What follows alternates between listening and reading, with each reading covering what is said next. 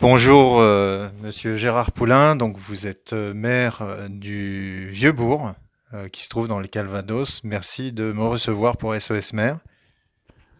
Mais c'est avec plaisir que je vous reçois pour qu'on puisse parler un petit peu de cette merveilleuse fonction de maire. Voilà. Le maire a une influence sur sa commune, c'est ce que vous m'expliquiez il y a peu de temps sur la population. Vous me confirmez que le maire sait quand même parler à tous les pans de ses administrés? En général, oui, surtout dans les petites communes. Alors quand on arrive à un certain volume de population, c'est peut-être un peu moins vrai.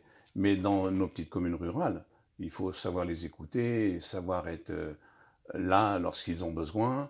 Et en fait, ça fonctionne à double sens parce que ils vous font confiance et il faut surtout pas les trahir. Et à partir de ce moment-là, le dialogue s'instaure de façon instantanée, quoi.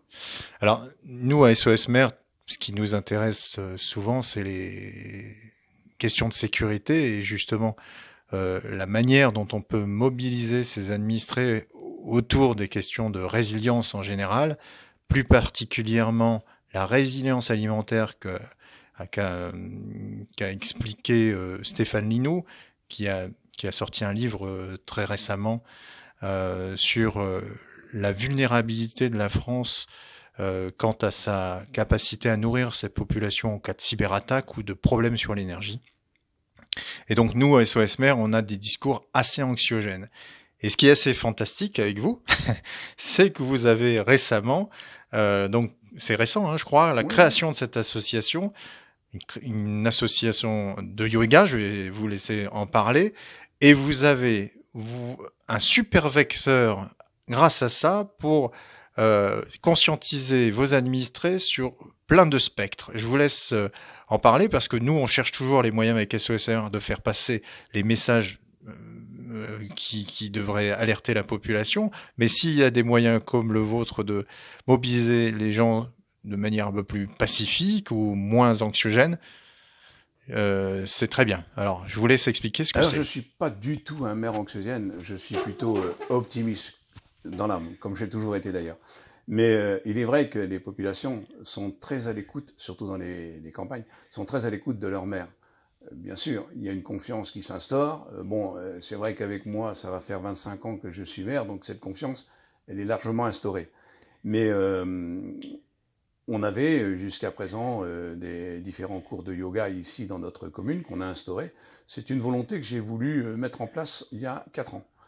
Puis on a rencontré quelques petits déboires avec les différents professeurs et j'ai voulu absolument créer une association pour qu'on puisse gérer nous-mêmes notre yoga et bien d'autres, pour faire un peu de culturel, de cultuel, enfin plein de choses en commun. Et donc on a créé il y a un mois cette association qui s'appelle le Vieux-Bourg Bien-être, qui est en priorité la pratique du yoga, puisque aujourd'hui dans notre petite commune, on a quand même 5 cours de yoga par semaine, hein, et ce qui nous permet aussi d'échanger et d'avoir des rencontres. Et on a ajouté à cette association, on a créé un spectre assez large qui fait que on peut y faire plein de choses, des débats et autres. Faire même venir des intervenants, c'est prévu. Hein. Et ce qui est particulier, c'est que lorsqu'on se rencontre lors de nos cours de yoga et autres, chacun parle un peu de son jardin, voilà, et puis on échange ensemble ce dont on peut faire et comment pallier à certains problèmes, tels qu'il y a des maladies sur des plantes et autres. Et on arrive à gérer ça par la discussion, en fait. Alors, l'objectif de cette association, c'est de créer des après-midi ou des rencontres. Ça peut être un thème sur le jardin, mettre en commun nos différentes façons de lutter contre les parasites, contre les maladies et tout dans notre jardin pour avoir des beaux fruits et des bels légumes pour, bien sûr, tous ceux qui ont des jardins. Ici, chez nous, il y en a quand même pas mal. Et puis, ça peut être sur de la culture, ça peut être sur de la peinture, ça peut être... moi, je suis moi-même apiculteur, je suis prêt Bravo. à initier des jeunes sur les abeilles, hein, puisque j'ai fait quand même pas mal de formations. Et j'ai de la demande. J'ai rencontré récemment, vous savez que des gens aujourd'hui sont prêts voudraient avoir des ruches, mais n'en ont pas les moyens, ne savent pas le gérer. Et j'ai rencontré une association sur Caen il n'y a pas très longtemps, et aujourd'hui, il se pratique par le biais d'une association, et ça, on va peut-être voir le mettre en place, des locations de ruches chez des gens. Oh, mais c'est formidable, ça. Des gens qui ils veulent bien des abeilles, ont compris que notre système était un peu malmené actuellement avec la destruction de nos abeilles, la mortalité de nos abeilles, le frelon asiatique, tout un tas de choses. Donc on met en commun des moyens de lutter contre les abeilles. Et pour ces gens qui ne veulent pas s'embêter, ils veulent un petit peu de miel, en échange ils ont un peu de miel, mais ils sont prêts à louer des ruches à l'année sur leur terrain chez eux.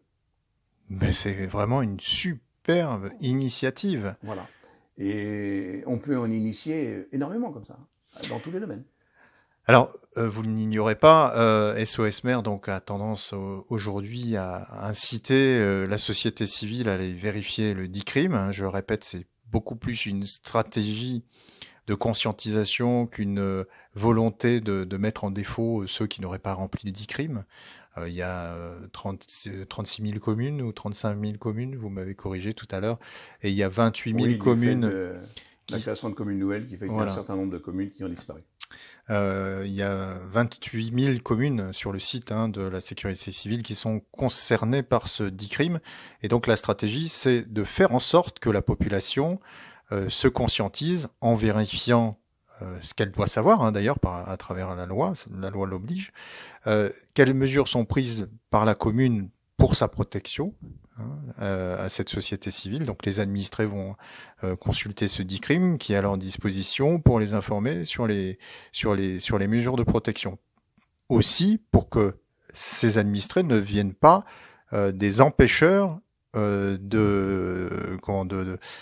empêcheurs de allez, je vais reformuler, pour qu'ils n'empêchent pas les administrés pris de panique, les services de secours d'intervenir. Parce que c'est ça le problème, quand on ne sait pas où aller, quand on n'est pas dirigé dans un cas de crise, forcément, on peut créer des suraccidents. Donc on a cet élan, on a de plus en plus de personnes qui nous disent oui, on est allé vérifier le dit crime, mais au final ça n'est pas opérationnel d'un point de vue résilience alimentaire comme l'a expliqué Stéphane Ninou.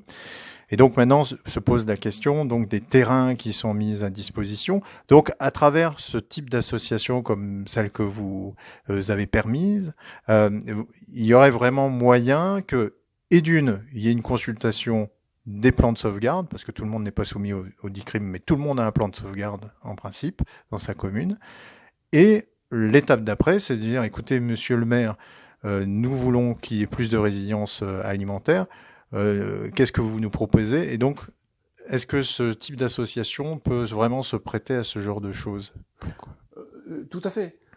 Il faut savoir qu'on a affaire à des populations depuis quelques années qui sont des gens qui sont relativement inquiets et qui ont besoin d'être rassurés sans cesse. Et le fait d'avoir cette association, eh bien, on peut intervenir, lancer des appels, et ces gens-là viendront vers nous, et après les orienter. On peut recenser le nombre de personnes qui ont des jardins. Vous avez des personnes seules qui ont un jardin. Ils ont un trop de légumes à chaque fois, trop de fruits. Comment le partager? C'est déjà un moyen déjà de l'utiliser. Vous savez, je suis président d'un syndicat d'eau. Les gens savent très bien dans nos communes que s'il y a un problème d'eau, on est là, on assure la distribution d'eau. Wow. Hein? Donc on peut avoir la même chose au niveau des jardins. Moi, au niveau de la commune, il y a tellement de petits jardins chez nous, si on avait un problème de pénurie, il suffit de mettre en commun, mais les gens sont à l'écoute. Voilà. Et les populations, elles attendent qu'une chose, c'est qu'on les rassure. Hein? Moi, ma mission, je l'ai toujours considérée comme ça, c'est sans cesse améliorer le bien-être de mes habitants. C'est ça la vraie définition d'un maire. C'est pas de chercher sans cesse à créer des trucs qui vont les ennuyer, des parcs mettre et ceci. Bon, chez nous, ça se pose pas, mais on en est là aujourd'hui dans notre pays, à créer sans cesse des choses pour ennuyer les gens. Alors que la mission même d'un maire, c'est de venir en aide, aider les gens à bien vivre. Eh ben, bravo, bien-être Vieux-Bourg. Mais je n'ai jamais cessé de prêcher ce discours, parce que je trouve qu'en plus c'est tellement merveilleux. Mais vous rassemblez autour de vous lorsque vous avez ce discours, sans problème. Monsieur le maire, un grand merci.